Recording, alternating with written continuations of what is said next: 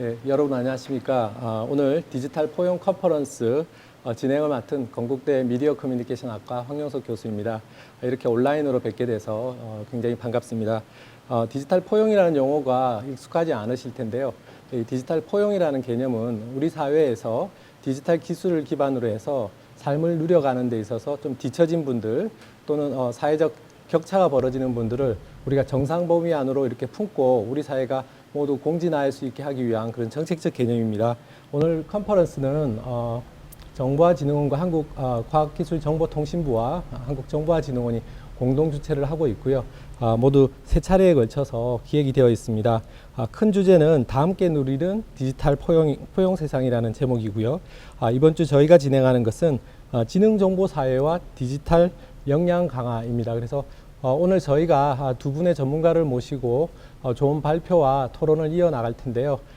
저희가 갖고 있는 이 기본 주제, 지능정보사회라는 이 키워드는 흔히 말해서 AI나 빅데이터와 같은 새로운 이제 지능정보 기술이 우리의 삶의 세계에 다양한 기술로 침습하고 있죠. 그래서 이런 기술을 어떻게 활용할 것인가가 삶의 질에 많은 영향을 미치는 부분이 있고요.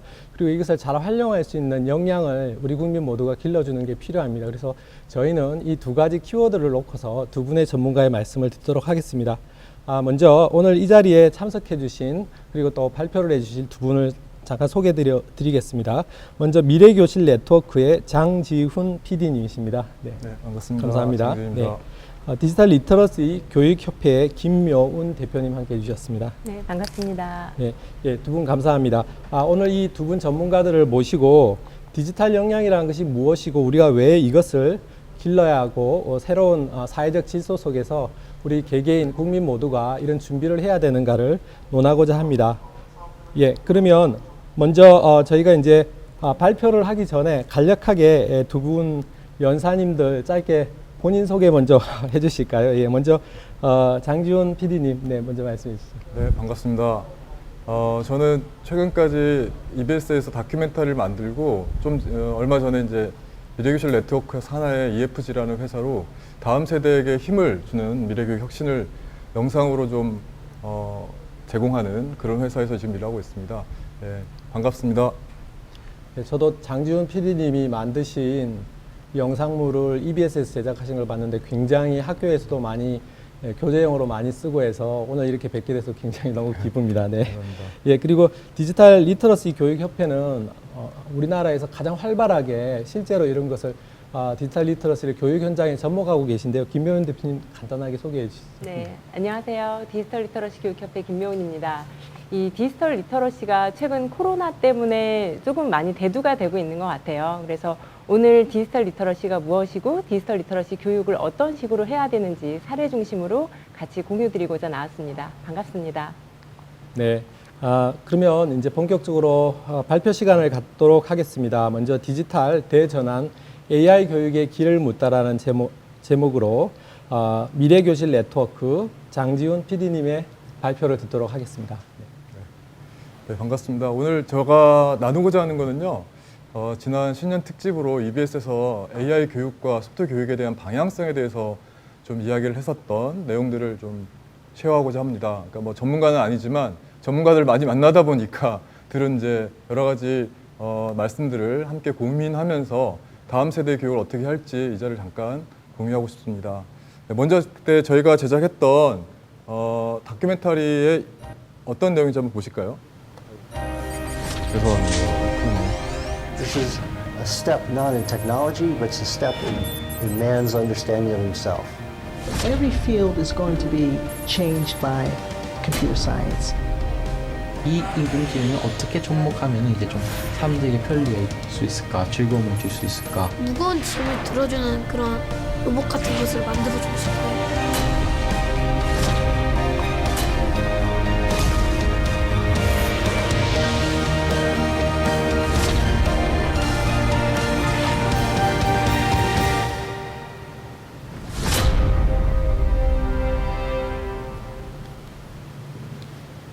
네, 저희가 그 소프트 교육 길을 묻다라는 제목으로 방송이 됐었는데요. 이 제작 프로그램은 한 2부작으로 우리 아이 네이티브입니까? 소프트웨어 중심 사회에 살아나는 방법이라는 소재를 가지고 AI 교육이 어떻게 필요성에 대한 얘기는 많이 있었고 소프트 교육에 대한 필요성은 많이 있었지만 어떤 방향으로 모색을 하면 좋을지에 대한 탐구하는 그런 교육 혁신의 프로그램이었습니다. 네. 1차 우리 그 1부에서는 4차 산업혁명 시대에 AI가 가져온 혁신이 과연 우리 아이들에게 무엇을 가르쳐야 되는가라는 제목으로 방송이 됐었고요. 일반 이런 초등에서 대학교까지 지금 교과 과정에서 여러 단계별로 교육을 의무화시키면서 하고 있는데요. 그 방향성에 대해서 좀 더 고민해보는 그런 일부의 이야기를 좀 담고자 했었고요. 2부에서는 실질적으로 그 낙도에서 좀 그 분교회, 정말 폐교 직전의 아이들이 어떻게 하면 이 소프트 중심 사회에서 살아남을 수 있는지 그런 내용으로 좀 소프트웨어 인재가 어떤 방향에서 정말 기존의 사람처럼 생각하는 그런 계산기에서 이제는 사람처럼 생각하는 그런 컴퓨터 발전 기술 시대에 어떻게 하면은 소프트웨어 인재가 될 수 있는지 어떤 방향으로 우리가 교육시켜야 되는지를 담았던 이야기입니다. 네. 과연 우리 인공지능이 가져올 교육의 미래는 어떻게 될까요? 제가 이 프로그램에서 만났던 부산의 한 학생인데요. 이 고등학교 2학년 학생인데 이 친구가 지석이라는 친구인데 수학이 14점밖에 안 되고 정말 인생을 수학 성적을 받아보고 난 다음에 아, 내가 정말 공부랑은 취미가 없구나 그렇게 생각하면서 좀 포기했던 친구입니다. 근데 이 친구가 AI를 만나면서 꿈을 갖기 시작하고 또 심지어는 본인만 아니라 누구를 위해서 다른 사람을 위해서 좀 더 헌신하고자 하는 그런 마음까지 생기더라고요. 과연 이런 지석이가 어떻게 이렇게 달라지게 됐는지 그 인공지능 교육이 과연 무엇인지 한번 하나씩 보도록 하겠습니다. 네. 크게 지나가 버렸는데 네 가지 주제로 제목으로 한번 좀 얘기를 하고 싶은데요. 인공지능 시대에 우리 아이를 위한 교육은 어떻게 변해야 할까요? 그리고 왜 배워야 할까? 그다음에 무엇을 배워야 할까? 또 어떤 존재가 되길 바라는 마음으로 우리 아이들을 길러낼 수 있을까? 이런 물음을 가지고 시작을 했습니다. 네. 첫 번째, 인공지능 시대에 교육이 어떻게 바뀌어야 되는지 많은 분들이 얘기를 하고 계시죠. 뭐 유명한 우리 이제 벤츠 CEO라든지 페이스북 창립자라든지 그다음에 우리 구글 창립자들이 늘 얘기했던 것처럼 앞으로는 이제 시대가 기름으로 달리는 자동차 시대가 아니라 소프트웨어로 달리고 이미 테슬라나 이런 걸 보면 알 수 있죠.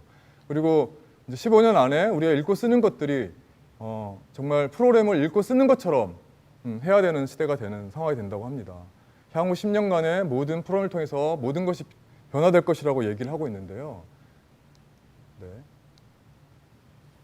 우리 잘 아는 엘빈 토플러도 이런 말씀을 하셨죠. 근데 우리나라 학생들을 좀 걱정하는 말씀을 하셨어요. 이거 아시는 분들 아실지 모르겠는데 미래 필요하지 않은 지식과 존재하지 않은 직업을 위해서 매일 15시간 이상이나 낭비하고 있다고 합니다.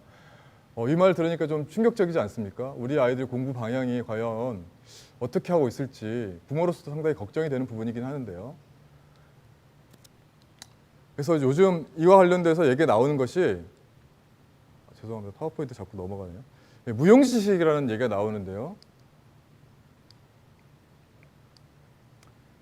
낡아서 쓸모없어질 뿐 아니라 이 잘못된 무용지식이 위험을 낳을 수 있는 그런 진부한 지식이 된다고 합니다. 네. 그래서 앞으로 이런 과거에 우리 세대가 성공하기 위해서 겪었던 그런 방정식에서 이제는 더 벗어나서 새로운 시대의 새로운 기술과 방식을 받아들여야지만이 이 지식 자체도 실용 지식으로서 우리 삶에 있어서 큰 의미가 있겠죠.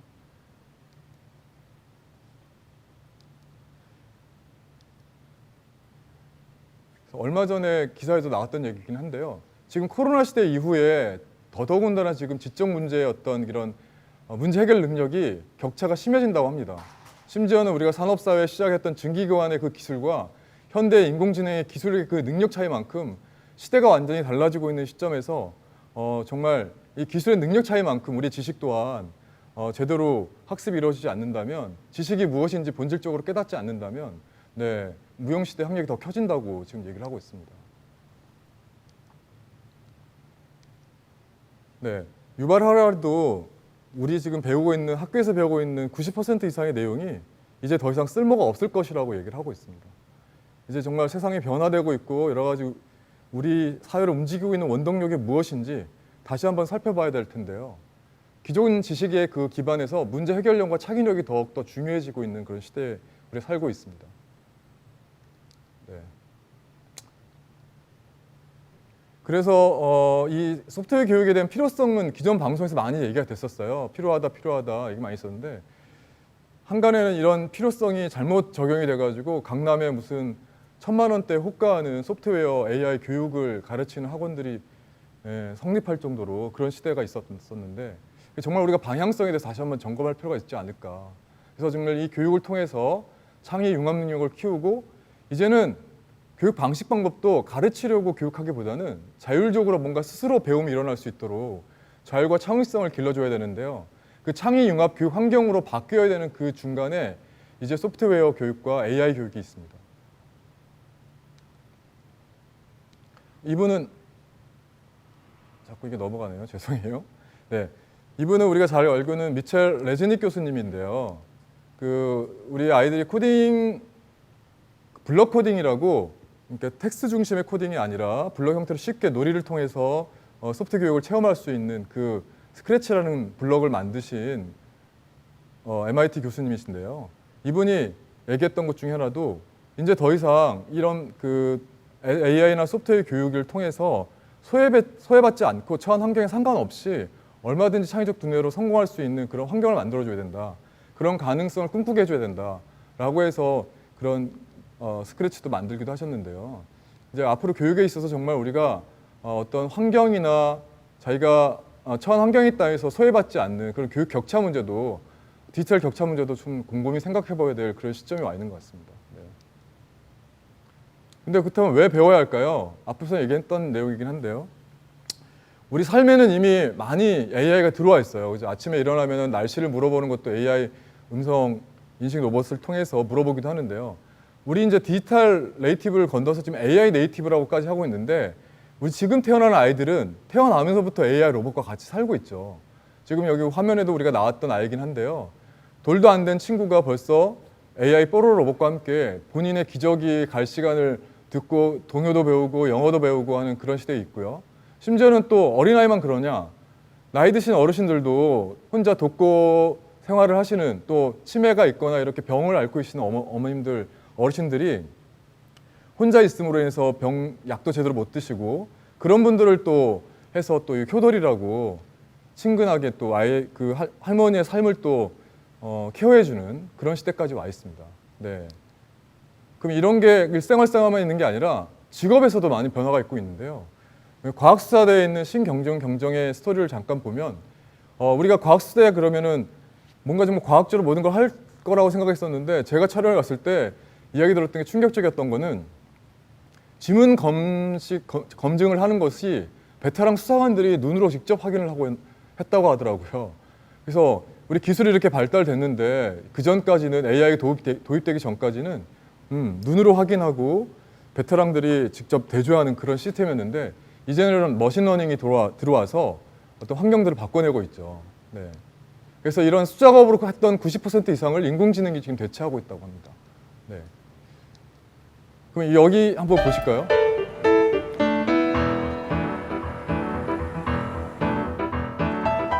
인공지능은 법조인들 사이에서도 큰 이슈입니다. 국내 최초로 AI 변호사와 인간 변호사의 법률 대결이 열린다는 현장을 찾아가 봤습니다. AI와 함께 하시는 팀은 AI 외 구글이나 네이버 검색 안 됩니다. AI와만 하시는 거고요. 다른 변호사님들은 함께 상의하셔도 되고 구글, 네이버 다 검색 가능합니다. 그럼 지금부터 시작하겠습니다. 2인 1조로 이루어진 인간 변호사 대 AI 변호사의 팀 대결. 이번 대회에 참가한 12팀 중 3팀이 AI 변호사 팀이라고 합니다. 주어진 시간 내 근로계획서 3종을 분석하고 오류, 누락, 위법 요소를 파악해 법률적 대안을 제시하는 대회입니다. 현직 변호사들이 AI 변호사와 실력을 겨루는 국내 최초의 대결. 과연 AI 변호사가 인간 변호사를 이길 수 있을까요? 심사는 누가 AI인지 알 수 없도록 블라인드 테스트로 진행됐습니다. 1등은 108번, 2등은 109번, 3등은 106번. 106번. 그러면 알파로가 1, 2, 3등을 다 했네요. 이번 대회에 가장 놀라웠던 건 바로 이분입니다. 법에 대해서 전혀 지식이 없다는 일반인 신하영 씨. AI 변호사와 한 팀을 이루어 무려 3등이라는 성과를 냈습니다. 저는 사실 물리학을 전공해서 법에 대해서는 전혀 모르는데 오늘 알파로 덕분에 3등까지 거머쥐게 돼서 정말 너무 영광이고요. 그리고 네, 제가 아까 토를 직접 세봤는데 분석하는데 진짜 딱 6초 걸리더라고요. 오늘 직접 경험을 하고 굉장히 깜짝 놀랐습니다. 제가 변호사 10년 차인데도 오늘 문제를 풀면서 제가 간과하고 있는 부분이 이렇게 많구나라는 것을 직접 경험을 하게 됐고, 고도의 지식 영역까지 파고든 인공지능. 어떻게 가능했던 걸까요? 네, 이 AI 변호사가 인간 변호사를 다 제껴버렸죠. 그래서 1, 2, 3등을, 특히나 3등 같은 경우에는 방송에 보셨듯이 전혀 변호사가 아닌 일반인이었습니다. 이게 어떻게 정말 가능할까요? 놀랍지 않습니까? 그러니까 변호사분들이 이제 밥줄이 끊겼다라고 생각할 수 있을 것, 그게 위협을 느낄 정도로 그런 말씀을 하시긴 하셨는데, 근데 이제 사실은 변호사 직업이 없어진다고 보다는 방법이 이제 달라지지 않을까 싶어요. 예. 기존에 많은 자료조사를 하던 시간을 할애했던 것들이 이런 AI 도구를 활용함으로써 시간을 단축하게 되고, 오히려 사람들이 정말 어떤 것에 아파하고 어떤 것을 더 공략을 했을 때 법률적인 서비스를 할 수 있을지를 고민하게 되는 시대가 될 것 같은데요. 개인적인 가치가 이제 좀 변호사들이 이제 소통과 공감 능력이 더 중요한 그런 시점이 된다고 합니다.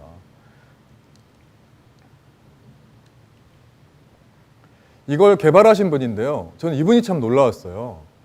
이분이 보면 대학에서는 수학을 공부하시고, 수학을 하다 보니까 또 수리 생물학에 대해서 공부하시고, 물리학, 전자공학, 뇌과학, 법학까지 다양한 공부를 하게 되는데요. 이 일련의 과정들을 보면 본인은 정말 폭넘은 어떤 한 곳에 매몰되기보다는 정말 다양한 방법의 학습들을 하셨더라고요. 예.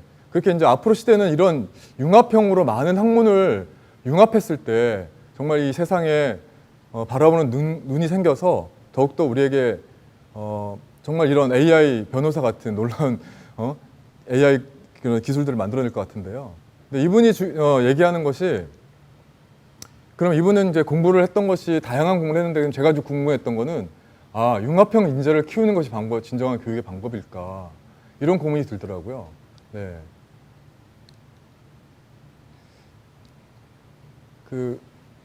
리처튼 서튼 교수님이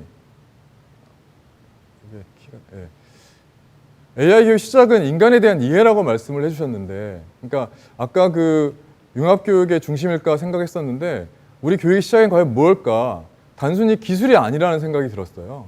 예, 기술을 넘어서 이제 정말 사람들이 어떤 걸 필요로 하고 어떤 사람에 대한 연구가 필요한 게 진짜 진정한 AI 교육 시작이라고 얘기하고 있는데요. 네. 그래서 점점 우리가 우리 자신이 어떻게 사고방식을 갖고 가는지, 인류를 어떻게 이해하게 되는지, 그런 쪽에 고민을 더 하게 되는 이제 인공지능 기술이 기술로 보는 것이 아니라, 네. 그 다음에 이제 저희가 생각하는 정말 4차 산업 혁명이 과연 무엇인가, 우리 인간의 두뇌의 파워를 자동화시킨다. 이 말 참 가슴에 와닿던데요.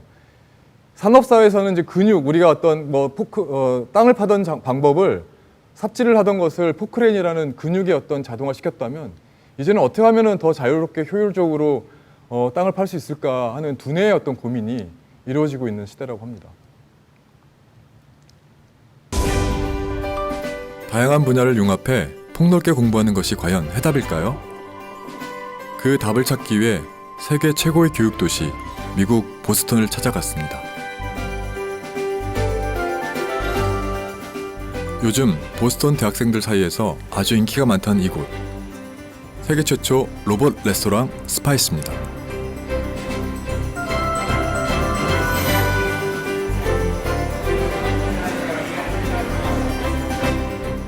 이 식당이 특별한 이유는 뭘까요? Welcome to Spice. You can start a new order, and we have a variety of different things, but let's get a bowl today. How about a Korean? Sounds good. Awesome. We can also do a variety of different mixes here. So let's type in EBS here. Now we send that over to the robotic kitchen, and there's a computer there that basically decodes your order into the different ways that we can assemble that through vegetables, grains, protein, sauces, things like that.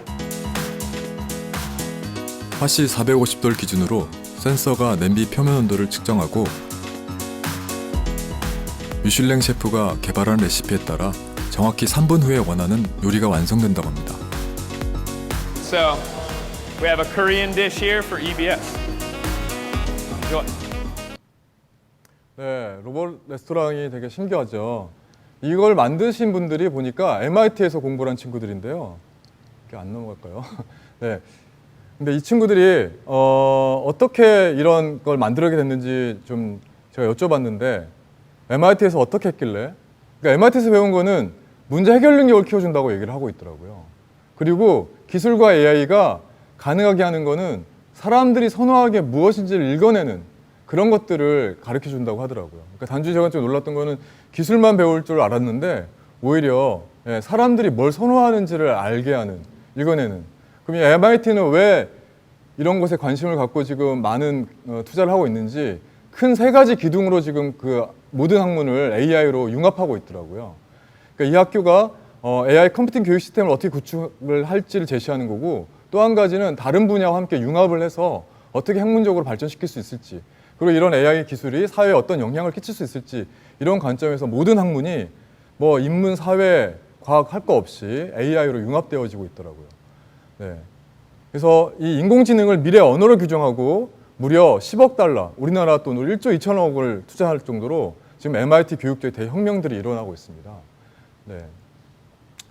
그 학교에서 만났던 친구도 패션을 공부했던 친구인데 이런 AI 기술을 접목을 해가지고 사회 문제를 좀 더 해결할 수 있는 그러니까 패션에서 버려지는 천들이 많다는 걸 알고 오히려 자동인식을 통해서 간단하게 말 수 있는 그런 연구 기술들을 하고 있었고요. 지금 아래에 있는 우리 인문학장님 교수님도 모든 학문이 컴퓨터공학으로 다 융합되고 바뀔 것이다 얘기하고 있습니다. 그럼 우리는 무엇을 배워야 할까요? 초등학생 아이들의 소프트웨어 수업을 보고 나니 언제 어떻게 시작하는 게 좋을까 하는 생각이 들었습니다. And we need to start when they're very young, so there are no stereotypes. But 8 years old, a child already has stereotypes and says, I don't want to learn about computers, I don't want to learn about technology. So if we wait till they are 9, 10, 11, it's too late. Those children, it's already late. And for us, it's very important to start early because learning how to program is learning a language. 코딩을 가르친다는 한 유치원을 찾아가 봤습니다. 어른들도 어려워하는 소프트웨어 수업, 어떻게 가르친다는 걸까요? How Wesley ends up making his new community. Let's start a card. 이 유치원의 수업은 동화책으로 스토리를 먼저 들려주는 기존 수업과 블록 코딩 수업을 결합한 형태라고 합니다. What blocks did you use? First, I did shrink. 언어를 입력하는 방식이 아닌 블록을 결합해 쉽게 따라할 수 있는 블록 코딩 수업을 하고 있었습니다. So touch the plus. So this is actually our first project with Scratch Junior for the school year.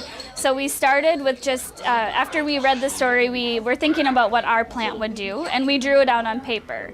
So before Scratch Junior, it would stop with either drawing it on paper or acting it out with dramatic play, maybe building something with clay, but now with Scratch Junior, we're able to bring it to life. These are the people, and that's like the big flowers that take water. 이미 전 세계에서 수백만 명의 아이들이 사용하고 있다는 블록 코딩 프로그램. 이들은 왜 아이들에게 코딩을 가르칠까요? We want children to be in charge of the technology, to be in control of the technology, to use it to experiment, to explore, to express themselves. And that's why we created Scratch. As children create and share projects with Scratch, they learn to think creatively, reason systematically, and work collaboratively. And those are important skills for everybody in today's society. Our goal is not just to create a new generation of programmers and computer scientists. Double tap and slide it up. 어린아이를 위한 블록 코딩을 만든 미첼 레스닉 교수는 창의적 배움을 위해 꼭 필요한 4가지 조건을 강조하고 있었습니다. We developed 4 guiding principles for how to help children develop as creative learners. In English, they all start with the letter P: projects, passion, peers, and play. 프로젝트, 열정, 동료, 놀이. 이 4가지 조건은 교육 현장에서 어떻게 적용되어야 할까요?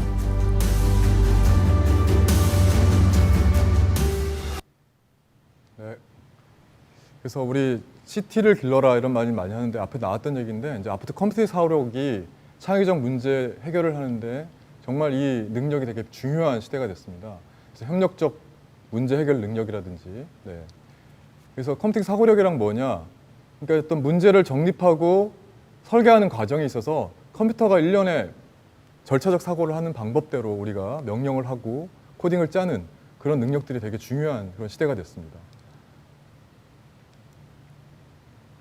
지금 AI 교육하면 우리가 2가지 정도를 좀 구분을 해봐야 될 것 같은데요. AI를 활용한 어떤 교육과 AI 자체 교육이 있을 수 있겠습니다. 그래서 학생들이 이 AI를 활용해서 분석하고 학습 방식을 설계해주는, 그다음에 내가 무엇을 알고 모르는지를 AI가 분석해서 정말 맞춤형 개별화 형태의 교육이 있을 수 있고요. AI 자체의 데이터라든지 딥러닝이라든지 AI 머신과 관련된 여러 가지 연구를 하는 그런 교육이 2가지 방향으로 우리가 구분을 할 필요가 있을 것 같습니다. 그래서 일반적으로 이제 AI 교육, 아까 말한 그 기계학습, 딥러닝 뭐 이런 우리가 많이 얘기하고 있는 요즘 인공지능에 관련된 그런 교육들이 미국에서 이 5가지 큰 우리 사람이 생각하는 뇌의 어떤 구조적인 생각 방식대로 인공지능의 5가지의 주제를 가지고 학습을 교육 과정을 나눴습니다. 그래서 인식 단계, 표현과 추론, 학습, 그다음에 이것이 서로 상호작용해서 사회적 영향력을 어떻게 끼치는지까지 해서 이 5가지 단계를 가지고 제시를 하고 있는데요. 우리나라도 이런 과정을 가지고 교과서를 지금 만들고 있는 중이라고 합니다. 해외 전체적으로 지금 해외 교육이 많이 지금 AI 중요하다고 하는데 시간상 뭐 다 설명하기는 어렵지만 정리를 하자면 AI는 더 이상 특정 분야의 어떤 전문 기술이 아니라 우리의 다양한 학문 속의 기초 도구로서 융합 교육으로서 해야 된다고 해서 각 나라별로 의무화를 지금 실시하고 있는 상황입니다. 제가 중국을 한번 가봤는데요. 2030년까지 인공지능 분야에서 세계 1위 국가가 되겠다고 선언한 중국은 어떨까요? 빠른 속도로 인공지능 교육을 추진하고 있다는데요. 2018년 8월 세계 최초로 AI 교과서 33종을 편찬한 중국. 这个 AI 的教育既是国家战略发展方向，同时我们要通过实际的行动把它落实到实处。首先就是要编制教材、落实课程，特别是把这个 AI 引进课堂里边，当做一个综合课程的一个。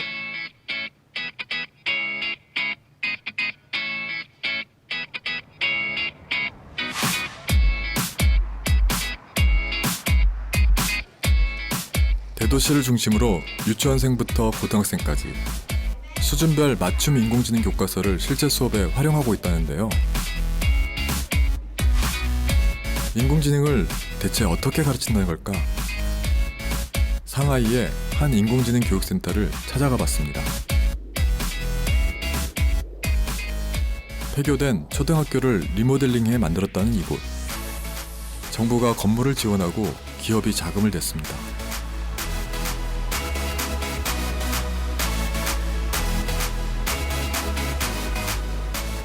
我们在每个区域做人工智能实验室整体的区域性推广的时候，其实都是得到了当地政府的大力支持。政府呢，现在中国政府非常重视人工智能教育这一个模块在 K12领域的一个应用。 네, 지금 중국은 교과서를 만들면서 지금 유치원 때부터 지금 모든 그 과정마다 교과서로 좀 공부를 하고 있더라고요. 그래서 이제 학교별로 시설을 만들기를 어려우니까 지역별로 통합센터를 운영을 해가지고 누구나 무료로 수업을 들을 수 있도록 제공을 하고 있었습니다. 중국은 2030년을 목표로 로봇 인공지능이 엄청나게 지금 최고의 국가로 지금 만들겠다고 매년 30% 이상 성장률을 보이고 있습니다. 네. 수준별로 그다음에 로봇이나 이런 것들을 수업 시간에 잘 활용할 수 있도록 해서 재미있게 하고 있고요. 그리고 지금 캐나다에는 제가 특별한 비밀이 있어 갔는데요. 앞서 나왔던 분인데 아시는 분들 이미 눈치채셨는지 모르겠지만 우리 그 알파고를 만들었던 아자헌과 데이버 실버 박사가 앞서에 소개해드렸던 리처드 서튼 교수님의 제자들입니다. 이 서튼 교수님을 때문에 캐나다 에드먼튼으로 이분들이 구글 딥마인드가 회사를 옮겨서 여기에서 강화학습이라는 이론을 가지고 알파고를 탄생하게 됐습니다. 과연 이 강화학습은 무엇이고 AI에 지금 각광받고 있는데 기본적으로 인간의 뇌 구조가 지금 우리 이런 인공지능의 발전사와 비슷하다고 생각이 드는데 추론, 지식, 기계학습, 딥러닝 그러니까 여기서 이런 걸 다 설명할 수는 없지만 우리가 데이터베이스를 구축하고 그것들을 분석을 하는 학습으로 반복해서 했던 기계학습이 이루어지는 거고요. 이제 뇌신경, 회로를 인간의 어떤 추론까지 가는 단계의 딥러닝이 지금 얘기되고 있습니다. 강화학습은 과연 뭐냐? 우리가 예전에 심리학의 파블로프 강아지 이야기 아시죠? 조건반사. 그런 것처럼 이 로봇이 이제는 뭔가의 데이터를 학습을 해서 실행을 하는 것이 아니라 시행착오를 겪어서 그 보상체계로 인해서 더욱더 똑똑해진 인간 형태의 판단을 하고 학습을 하고 있다고 합니다. 그래서 세상과 이렇게 만나면서 자기가 시도해보고 좋으면 그 좋은 걸로 다시 한번 반복하고 우리가 어릴 때 걸음마를 걸을 때 어떤 방법을 익혀서 하는 게 아니라 수없이 넘어지면서 스스로 걷는 방법을 터득하듯이 지금 AI가 그런 단계에서 학습을 하고 적용이 되고 있습니다. 전 세계에서 활동하는 수많은 인공지능 인재를 길러낸 리처드 서튼 교수. 그는 AI 교육에 대해 어떤 생각을 가지고 있을까요? We should be comfortable programming, but I don't think it would be desirable to teach AI technology to the exclusion of other basic things, like mathematics, like psychology. They should know science, all the basic sciences, the humanities as well. I think of psychology as my secret weapon, because everyone's trying to do artificial intelligence, and the thing that I have some special knowledge of is how animal learning works. 기술이 아닌 인간을 이해하는 것이 인공지능 교육의 열쇠라는 리처드 서튼 교수. 네, 여러분 AI가 기술이 아니라고 인간을 이해하는 교육이라고 얘기하셨는데 동의하실까요? 정말 이제 더 이상 인공지능은 기술 전문가들이 공부하는 내용이 아니라 모든 사람이 배워야 된 인간을 좀 더 이해하기 위한 방법론으로서 인공지능이 들어와 있는 상황인 거죠. 이 캐나다의 에드먼튼이 왜 이 AI 성지가 되고 있는지 대학과 정부가 기업이 정말 투자하기 좋게 만들어서 실리콘밸리의 모든 전문가들이 이쪽으로 많이 모이고 있다고 합니다. 우리나라도 이런 생태계 조성이 되게 시급한 것 같은데요. 인공지능 교육에 있어 결코 빼놓을 수 없는 나라가 바로 싱가포르입니다. 온 국민을 대상으로 AI 교육을 강조하는 나라.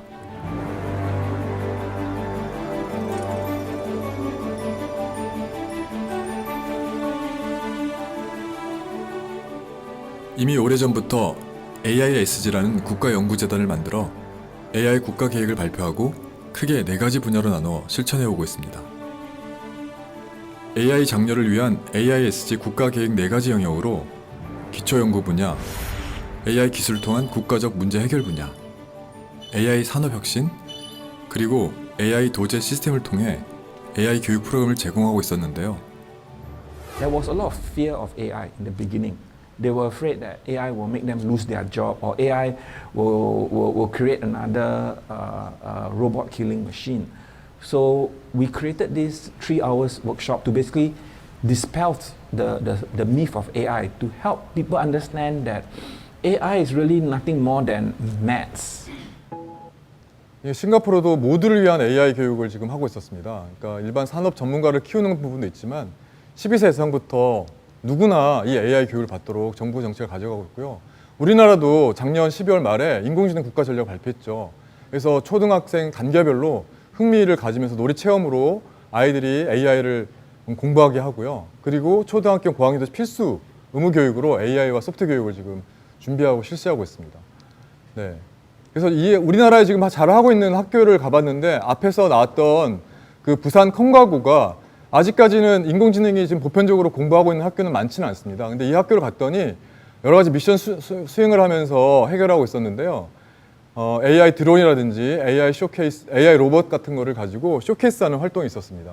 근데 이 지석이라는 친구가 아까 앞서 얘기했지만 공부를 그렇게 잘하는 친구가 아니었어요. 컴퓨터로 게임만 할 때는 뭐 매일 게임하고 자고 게임하고 자고 반복이 되는 하루였지만 이제 코딩을 하다 보니까 이제 이 문제를 풀기 전까지는 뭐 잠도 못 자고 그냥 뭔가 좀 막 이런 것도 찾아보게 되고 문제를 풀고 그거에 대해서 얻는 성취감이 매우 커서 네, 코딩을 한 것 같아요. 네.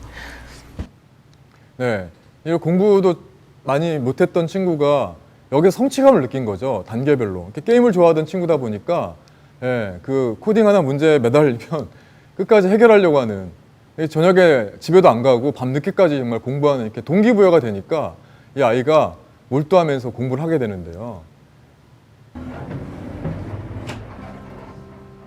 학교에서 지석이 집까지는 1시간이 넘는 거리. 지석이는 그 길을 매일 꿋꿋하게 걷고 있습니다. 다녀왔습니다. 예. 아주 맛있습니다.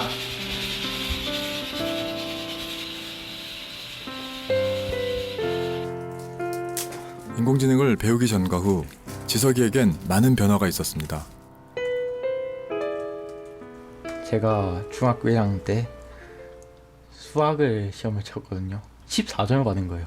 이제 앞으로는 뭐 먹고 살지 라는 그런 쪽에 생각도 하게 돼서 그냥 아무 생각 없었어요. 게임을 14시간을 하더라도 그냥 아무 생각 없이 그냥 잠만 자고 일어나고 이 일상이 계속 반복되고 특히 방학 때는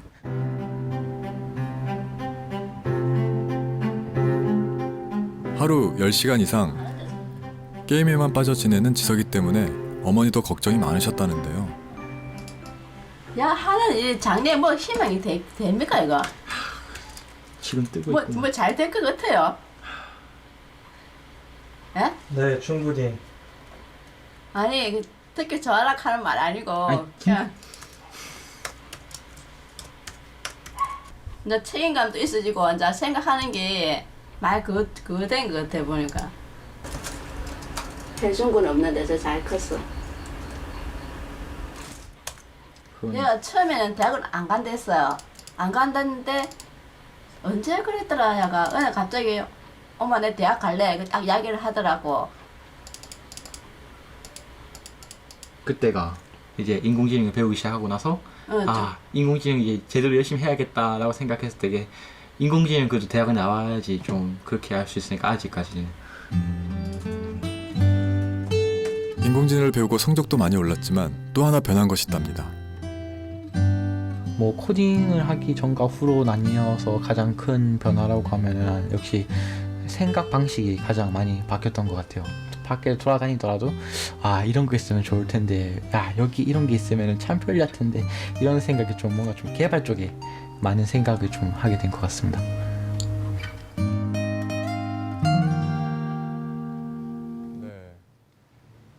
시간에서 많은 얘기를 못 하겠는데요. 그러니까 이 코딩 AI 교육을 통해서는 실패가 인정되고 실패를 통해서 성장하는 아이들로 가르치는 교육의 어떤 형태들이 녹여져 있기 때문에 아이들이 그 에러를 통해서 더 성장하는 모습을 볼 수 있었습니다.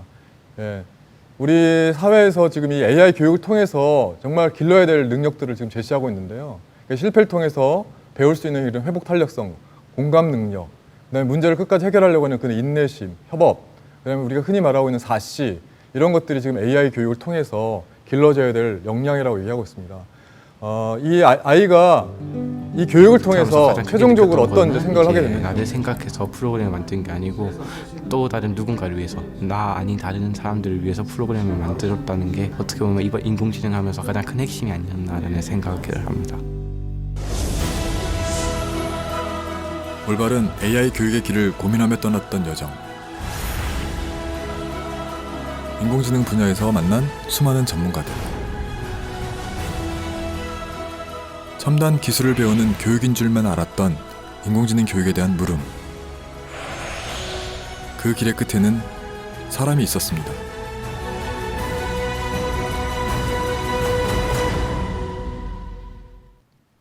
네.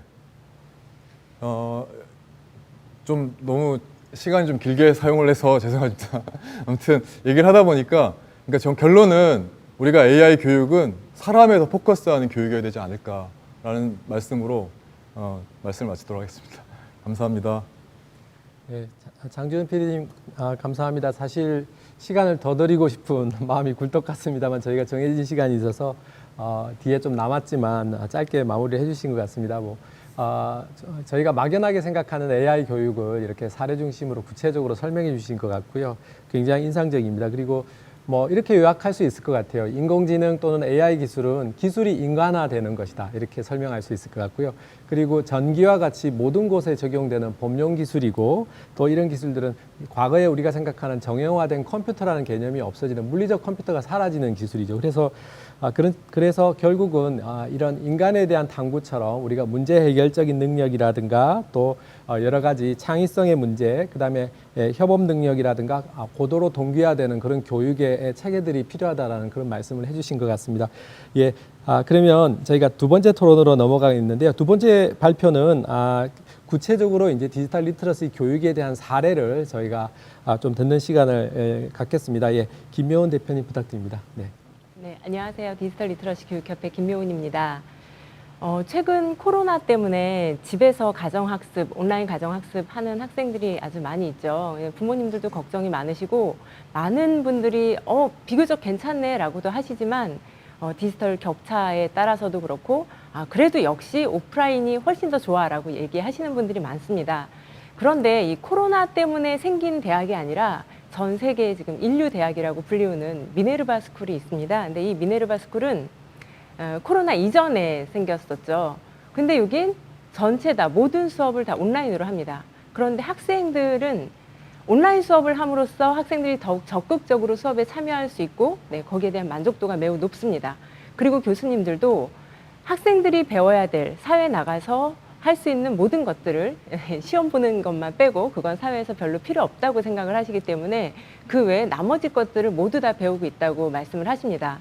그렇다면 온라인을 통해서 내가 알아야 되는, 내가 사회에 나가서 해야 되는 모든 것들을 배운다는데 그 모든 것이 무엇일까요?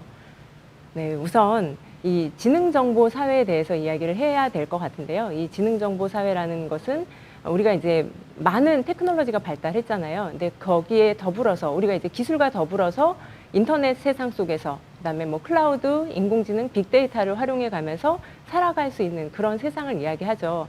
그런 세상에서 미래 인재가 되기 위한 이 모든 것들을 미네르바 스쿨에서 가르치기 때문이지 않을까라고 생각을 합니다.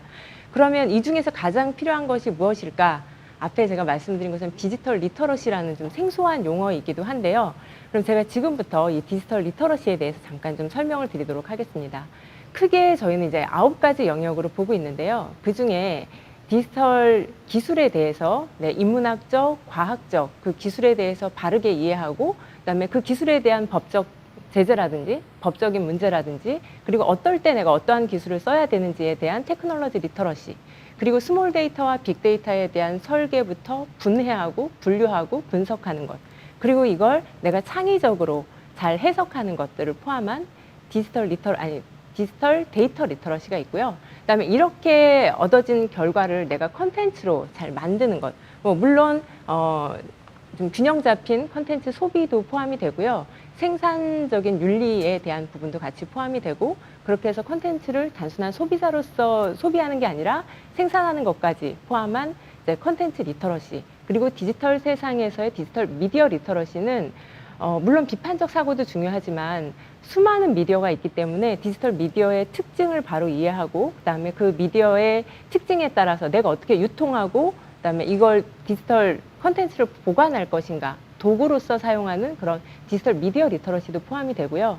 그리고 디지털 세상에서 어떤 그 눈에 보이는 것과 그렇지 않은 것까지 다 포함해서 커뮤니케이션을 통해서 모든 의사소통을 전달하기 때문에 이런 커뮤니케이션 리터러시를 포함해서 여기에 내가 디지털을 절제할 수 있는 것, 그다음에 자기 스스로 자제할 수 있는 것까지 해서 디서플린 리터러시라든지 그다음에 단순하게 그냥 기술만 배우는 게 아니라 내가 일상생활에서 잘 활용하는 것, 그리고 내가 활용한 것들을 그다음에 계속 써먹는 것, 이런 디지털 러닝 리터러시하고요. 그리고 이제 디지털 세상에서의 관계를 얘기하는 릴레이션십 리터러시, 그리고 이 디지털에 대한 내가 이거 배운 것들이 다 내 건강에 도움이 될 수 있도록 네, 요즘 뭐 밤에 늦게까지 스마트폰을 보고 있거나 이런 것들도 마찬가지일 텐데요. 내 건강에 도움이 될 수 있도록 디지털을 잘 활용하는 것까지 포함되는 웰빙 리터러시까지 포함이 됩니다. 근데 이런 것들을 우리 학생들이랑 같이 교육을 할 때는 STCPR 방법론에 의해서 교육을 하는데 만약에 내가 그냥 가르치는 입장이라고 하면 모든 걸 다 주입식으로 가르칠 텐데 그게 아니라 우리가 해결해야 되는 문제가 있다고 하면 그걸 학생들이 스스로 검색해서 찾아내고요. 그리고 그렇게 해서 찾아낸 것에 대해서 생각하고 질문하고 모든 별로 서로 대화를 통해서 의논하고 네, 회의하고 그러면서 어떤 사고를 키우면서 생각을 정리할 수 있습니다. 그렇게 정리된 내용을 컨텐츠로 뭐 다양한 컨텐츠로 창작할 수 있고요. 그러면서 그 만들어진 컨텐츠를 사람들 앞에서 발표하고 그리고 누군가에게 평가받는 게 아니라 내 스스로 성찰을 하면서 이런 반복되는 활동을 통해서 디지털 세상에서 내가 이 디지털 리터러시를 제대로 효과적으로 배울 수 있게 되는 거죠. 네, 이런 디지털 리터러시 교육 방법을 통해서 배운 디지털 리터러시란 무엇인가를 초등학교 4학년 학생이 만든 인포 영상을 잠시 보여드리도록 하겠습니다.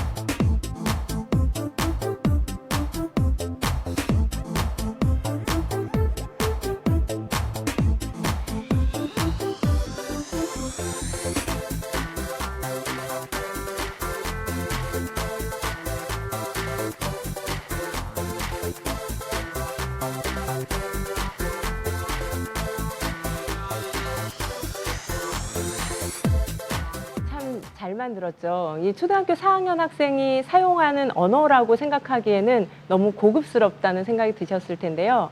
아마 가르치려 했다면 이런 결과물이 나오지 않았을 겁니다. 초등학교 4학년 수준에 사용할 수 있는 언어로 자, 디지털 리터러시는 이런 거야 라고 가르치지 않고 스스로 검색해서 찾아보고 그 단어의 뜻을 자기가 직접 찾아보고 네, 그리고 뭐 맞춤법 검사까지 해가면서 이런 과정을 거쳤기 때문에 자기 스스로 저런 영상을 만들 수 있었던 거죠.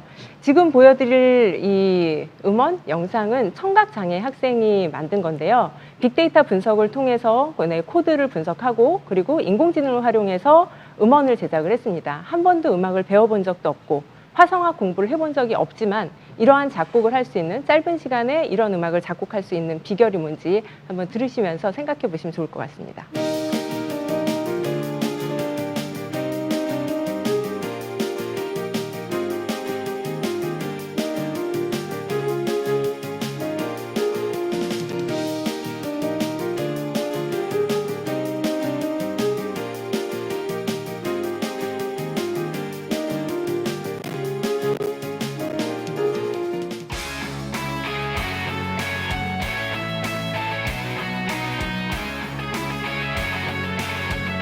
네, 이렇게 악기도 바꿔가면서 작곡을 할 수 있고요. 내가 배운 학습 내용을 학습 웹툰으로 제작할 수도 있습니다. 어떤 문화재를 내가 하나 정해서 그걸 3D로 제작을 하고 3D 프린터로 출력하고 그리고 그걸 아크릴 물감으로 채색해서 미니어처를 만들고 그 만들어진 결과물을 증강현실과 가상현실로도 표현할 수 있는 이런 프로젝트 수업을 할 수도 있고요. 네, 지금 보여드리는 이 화면은 저희가 이제 반크랑 같이 디지털 외교관 활동을 했던 건데요. 우리나라에 대해서 홍보를 할 때도 그냥 단순하게 텍스트로 홍보하는 것이 아니라 우리나라에 대한 문화를 이미지라든지 음원이라든지 영상으로 제작해서 우리 다른 나라 친구들하고 같이 소통할 수도 있게 된 거죠. 네, 이거는 페이스북이랑 같이 내 생에 처음으로 배우는 소셜 미디어라는 거였는데요. 실제로 페이스북은 만 14세 미만은 가입을 할 수가 없습니다. 하지만 어린이 초등학생 유저들이 상당히 많습니다. 하지 말라고 그런다고 해서 안 하는 나이가 아니다 보니까 그러면 바르게 사용하는 것, 그리고 왜 하지 말라고 했는지 이런 것들을 알려줘야 될 것 같아서 저희가 6주 동안 프로젝트를 진행했었는데요. 스마트폰으로 다양한 콘텐츠를 제작하는 방법뿐 아니라 내가 그렇게 콘텐츠를 공유하는 것, 어떻게 하면 공유하고 사람들과 나눌 수 있는지, 그리고 SNS에서 주의해야 될 점은 무엇인지에 대해서도 교육을 했던 사례이고요. 네, 이거는 국립중앙박물관이랑 같이 세계 100년 후 세계 문화유산 지도를 만들게 했던 어린이들 대상으로 했던 결과고요. 네, 이것도 마찬가지로 국립중앙박물관이랑 같이 했던 프로젝트였는데, 네, 김홍도가 그냥 다니면서 스케치했던 그 스케치 이미지를 스캔받아서 인공지능을 활용해서 사계절로 표현했던 활동이었습니다.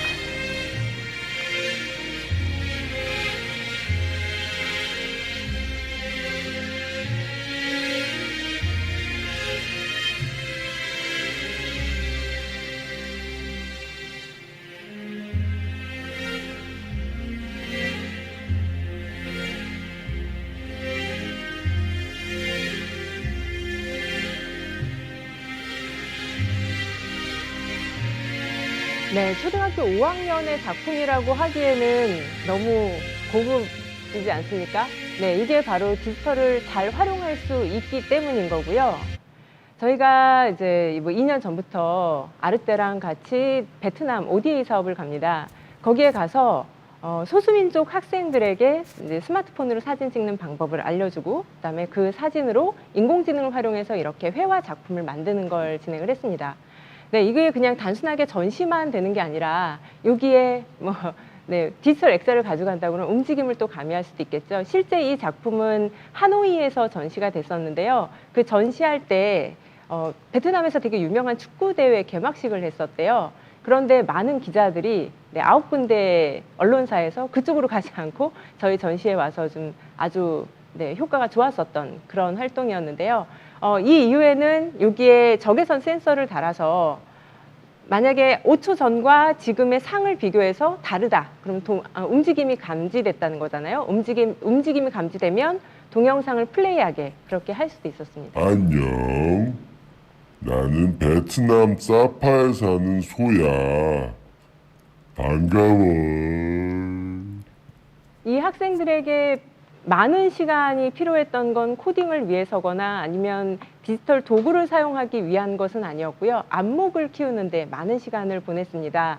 네, 다양한 작품들 중에서 어떤 것들이 좋고 어떤 것들이 좀 아쉬운지 서로 같이 이야기하면서 안목을 높이는 활동을 했는데요. 근데 이 시간들이 저희가 이제 2주 동안 현지에서 교육을 하고 그다음에 다시 한국에 돌아와서 2달 동안 일주일에 한 번씩 온라인으로 원격으로 교육을 했습니다. 통역이 없을 때는 우리 이제 구글 드라이브에서 구글 덕스를 이용해서 서로 같이 번역해가면서 그러면서 소통을 했는데, 네, 이렇게 활동했던 아이들의 결과물을 보시면 이 아이들은 한 번도 붓을 잡아본 적이 없는 아이들이에요. 그림은 그렸지만 이런 미술 시간이라는 게 없었고요. 네, 붓이나 물감을 만져본 적이 없는 아이들도 이런 작품을 만들 수 있었고, 그다음에 이 아이들이 만든 작품을 예쁘게 스카프로 만들기 위해서 겉에 테두리도 맸을 때도 예뻐 보일 수 있도록 이 테두리도 같이 만들었었죠. 이게 바로 저는 원격 교육의 힘이었었던 것 같습니다. 물론 오프라인으로 다 했으면 더 좋았을 수도 있겠지만 원격 교육을 함으로 인해서 현지에서 약간 아쉬웠던 부분도 온라인으로 소통을 했었던 것 같아요. 이거는 얼마 전에 저 이제 YTN 사이언스에 저희 원격 교육하는 모습들이 나왔던 건데요. 잘 보시면 얼굴을 가리거나, 그렇죠? 그리고 마이크가 꺼져 있는 친구들이 없습니다. 네, 이건 우리 오프라인에서도 마찬가지인 것 같아요. 오프라인에서도 선생님이랑 같이 수업할 때 수업 태도에 대한 이야기들을 많이 하는데 원격에서도 마찬가지입니다. 내가 수업 태도를 바르게 하면 그만큼 더 수업의 효과도 높고, 이것도 3회 법칙이 작용하기 때문에 같이 참여하는 아이들이 더 적극적으로 나설 수 있거든요. 네, 원격 교육으로는 뭐 디지털 문화예술 교육을 할 수 없어라고 얘기하는 그런 사람들도 있긴 하지만 그렇지 않습니다. 뭐든 다 할 수 있습니다. 저희가 원격 교육으로 했던 수업 중에 네, 실제 그 명화를 코로나와 관련된 패러디 작품을 제작하게 했었는데, 네, 저것도 보시면 초등학생 아이들이 만들었던 작품이라고 하기가 좀 힘들었겠죠. 네. 근데 이렇게 처음에 아이들이 원격 교육을 할 때 얼굴도 가리려고 하고 좀 시끄럽게 하고 이런 분위기를 잘 적응을 못했는데, 시간이 지나면서 점점 분위기에 적응이 되기도 하고 그러면서 더 집중력이 높아졌습니다. 오프라인에서는 저 끝에 앉은 아이가 무엇을 하는지 선생님이 주의 깊게 보기 힘들 수도 있는데, 온라인에서는 원격 교육에서는 모든 아이들이 다 이렇게 한눈에 보이기 때문에 아이들과 눈을 마주치면서 수업을 진행할 수도 있었고요. 그리고 아이들 역시 처음에는 카메라, 마이크에 대한 거부감이 있었다가 점점 여기에 익숙해지면서 카메라 앞에서 당당해지는 모습을 발견할 수 있었는데요. 그런 아이들이랑 함께 저희가 이제 해외에 계신 뭐 이 최지우 박사님 같은 경우는 영국에서 활동하시는 4D 프린팅 전문가세요. 근데 이런 분들과 같이 내가 관심 있는 분야의 패널로 참여해서, 학생 대표 패널로 참여해서 이분들과 같이 미래 직업에 대해서 이야기할 수 있는, 네, 우리 최지우 박사님 영국에서, 그다음에 최현혁 교수님은 스웨덴 린네 대학에서 참여해 주셨었고요. 네, 서정훈 법인장님은 프랑스에서 참여를 해 주셨었어요. 이렇게 다양한 지역에 계신 전문가와도 같이 소통하면서 내가 좀 더 당당해질 수 있는 그런 방법들을 배우게 된 것 같습니다.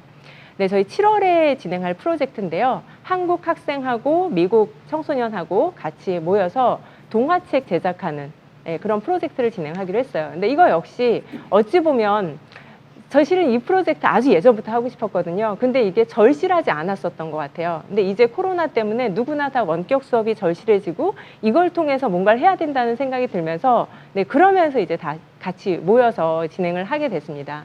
이제 제가 마지막으로 드리고 싶은 말씀은, 디지털 리터러시 하면 이거 기술 교육 아니야? 그리고 앞에 제가 예를 들었던 것도 인공지능을 활용하거나 빅데이터를 활용한다거나 시각화 도구를 활용한다거나 다 이거 도구 활용하는 교육 아니야? 라고 생각하실 수 있는데, 그런 도구는 미끼일 뿐이고요. 이런 미끼를 통해서 아이들의 흥미를 유발하는 거고, 그리고 아이들이 이 활동을 통해서 디지털 시민 교육과 그다음에 내가 여기에서 어떠한 꿈을 키우고 내가 무엇을 할 수 있는지 그 가능성을 볼 수 있도록 하는 게 제대로 된 디지털 리터러시 교육이라고 생각합니다. 어찌 보면 기술 교육만 하다 보면 디지털 악당을 만들 수가 있습니다. 근데 그게 아니라 우리는 디지털 리터러시 교육을 통해서 디지털 홍익 인간을 양성하는 데 기여해야 된다고 생각을 합니다. 네, 제가 너무 급하게 말씀드렸는데, 네, 여기서 발표를 마치도록 하겠습니다. 네, 김효은 대표님 감사합니다. 김 대표님께서 디지털 리터러시 개념도 정의해 주시고 교육 사례도 아주 상세하게 설명을 해 주셨습니다. 사실 디지털 리터러시라는 개념은 우리 일반인들 입장에서는 조금 이해하는 데 시간이 걸릴 수 있는데 굉장히 복합적이고 다양한 관점에서 해석이 가능한데 아주 쉽게 설명을 해 주셨고요.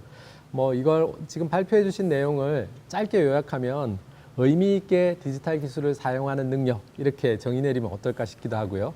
그리고 가치 있게 기술을 사용해서 새로운 사회적인 어떤 활동들을 영위해 나가는 그런 능력이 아닌가 싶습니다.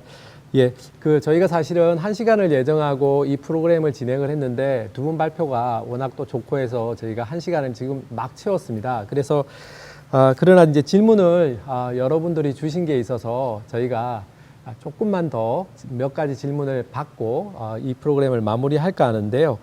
제가 사전 질문 받은 것들과 이제 지금 우리 프로그램 진행되는 중간에 올라온 질문 중에서 몇 개는 좀 중복되는 것도 있고 이래서 조금 한두 개를 묶어서 질문을 먼저 장 PD님께 좀 드려보겠습니다.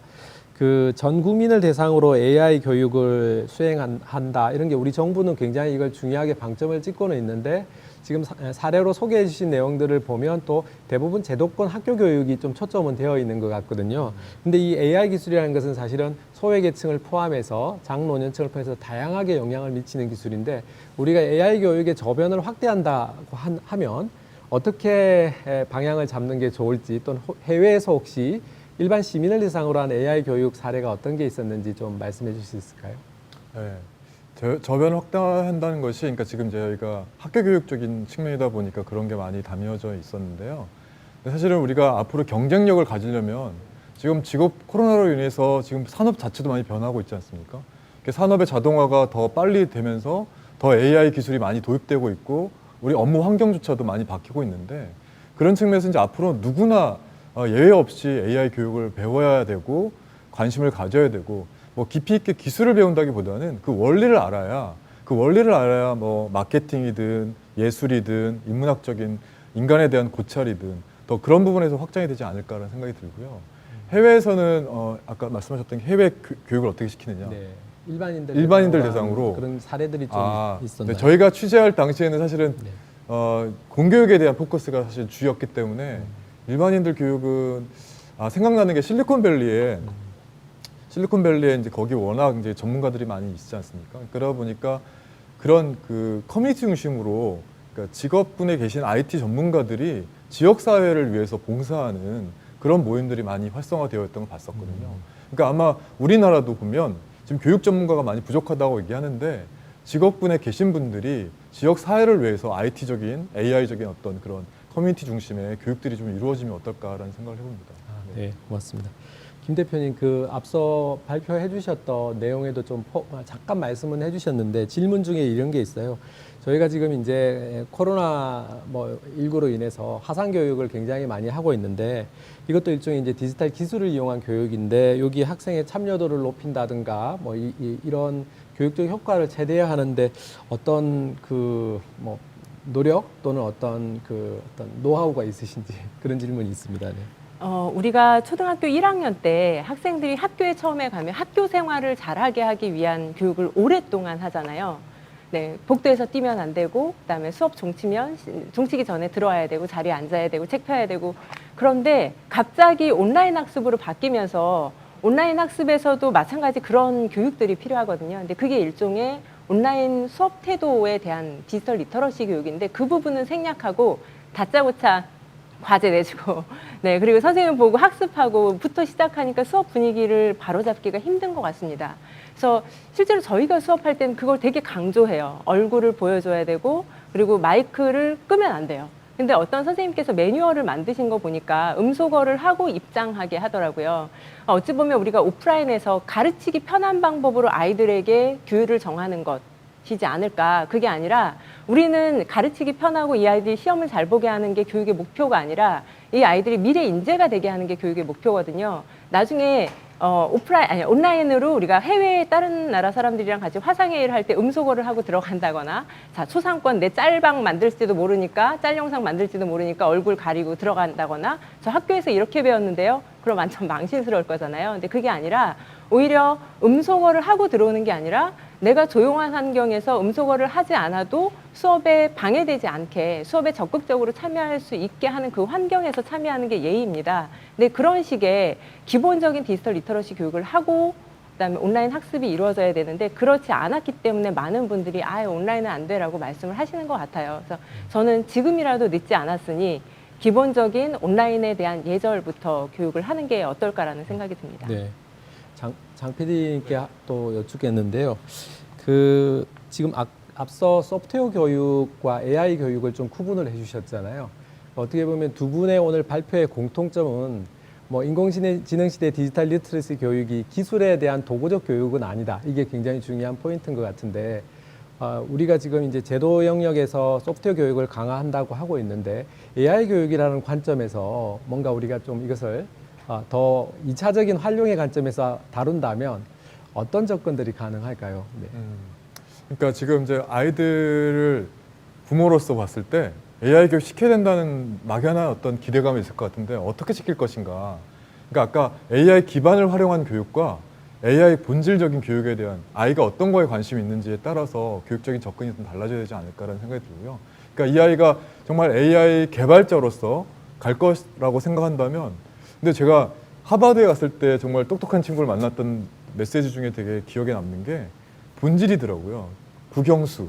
그게 놀라웠어요. 제가 AI 교육 뭐 해야 되냐? 그 친구가 하버드에서 AI 하고 스탠포드에서 하고 막 융합적으로 교육을 하는 친구였거든요. 뭘 해야 되냐? 국영수더라고요. 그러니까 따지고 봤더니 저도 방송을 하면서 이 다큐를 하면서 봤더니 결국은 영어적인 커뮤니케이션의 스킬이 필요했던 것 같고, 그게 없으면 우리가 읽을 수 있는 접근 자체가 많이 차단되는 그런 것들이 있고요.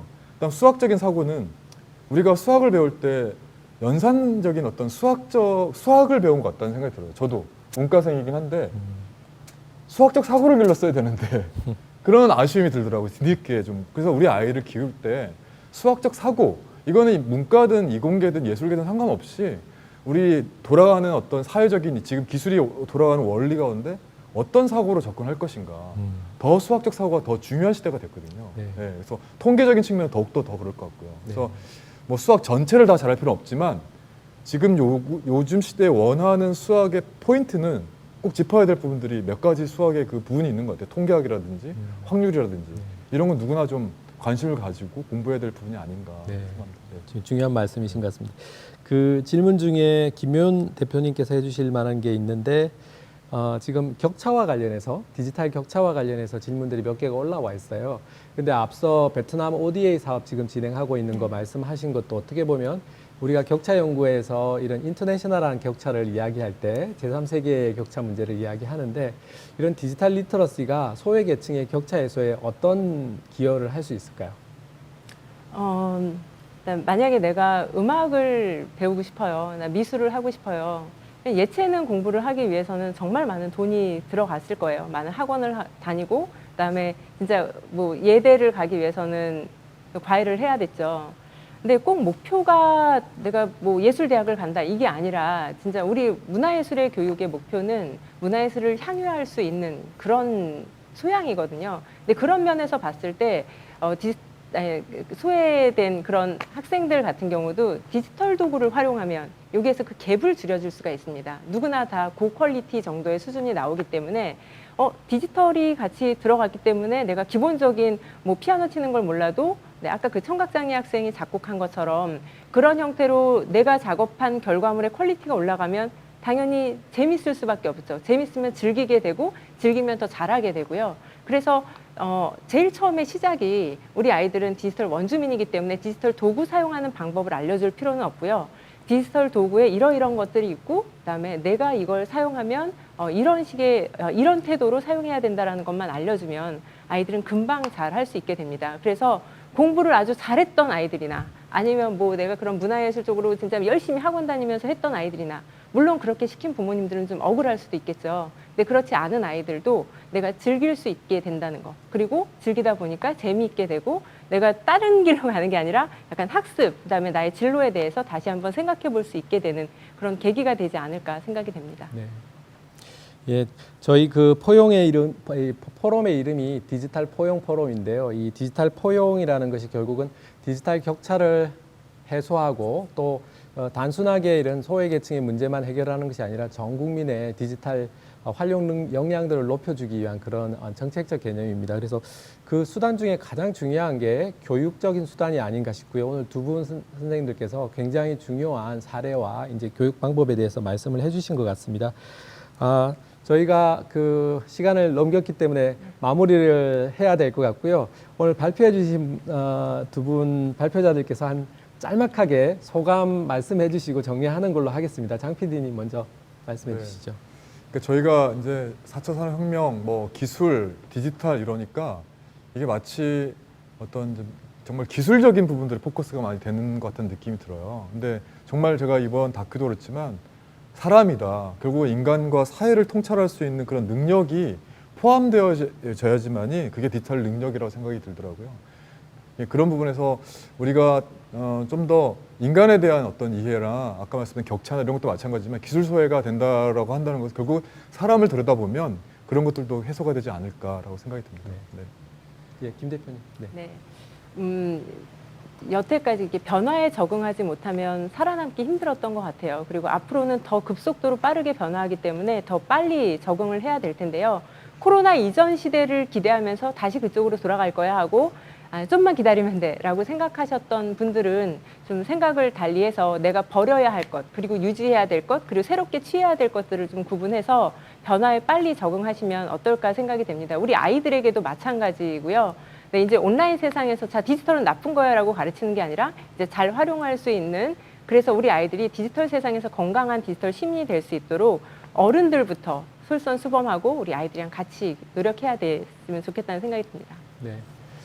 코로나19로 사실 디지털 의존성이 더 커지고 이게 이제 코로나가 해결되더라도 우리의 삶이 코로나 이전과 같이 디지털로부터 자유로워지는 시기는 오지 않을 것 같습니다. 더 우리는 이 기술에 더 밀접하게 기술과 공존하면서 살아가야 될 것 같고요.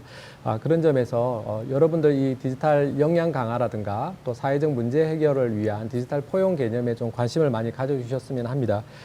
오늘 두 분 발표 감사드리고 시간을 좀 충분히 더 드렸어야 했겠다는 아쉬움도 있습니다. 그러나 뭐 다른 기회를 활용하도록 하겠습니다. 그리고 이 포럼이 다음 주에 6월 23일 화요일에도 2차 포럼이 있습니다. 포스트 코로나 시대 디지털 이용 환경 조성이라는 주제로 또 다른 프로그램이 진행되니 많은 관심 갖고 참여해 주시기 바랍니다. 예, 긴 시간 동안 저희 그 발표와 토론 이렇게 경청해 주셔서 감사합니다. 이상 저희 프로그램을 마치도록 하겠습니다. 감사합니다. 감사합니다. 수고하셨습니다.